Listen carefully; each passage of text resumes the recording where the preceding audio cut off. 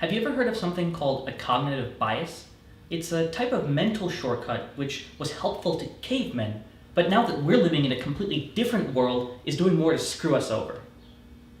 Have you ever wondered how your friend, despite being as smart and as well-informed as you, could believe some of the most crazy, ridiculous things? Even after you've presented her with a well-reasoned analysis of the evidence? Colloquially, we would say she's being stubborn, but under the hood, what's going on is that her mind is selectively filtering out any information you give her which contradicts her pre-existing views. And so, going back to those brilliant doctors who were unable to help me, I thought that they just didn't care about me.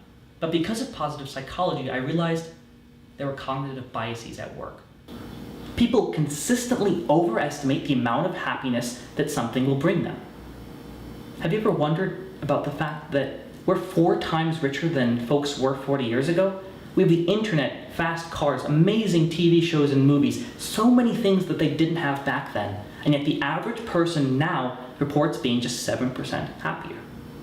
How could that be true? We have so much more than they did. We have this assumption in our minds that the strength of our desire for something is associated with the amount of happiness we'll get if we actually acquire it. But it isn't. Our simple, intuitive understanding of happiness is wrong.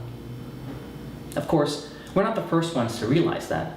People 40 years ago started to realize that people have more money, but are more stressed and less happy. And so they created the field of self-help.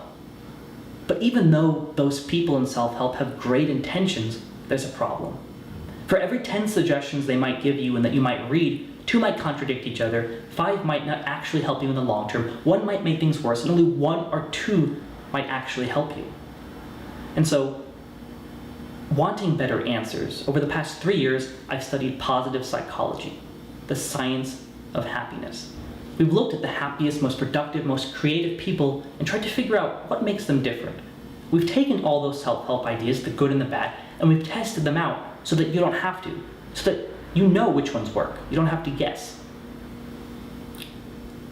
I believe that with the right tools, you could do more with your life than you thought possible.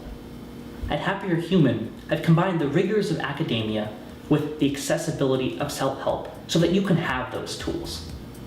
So, check out some of the articles below. Over 70,000 people have already found some of them useful. I think you'll find something you like too.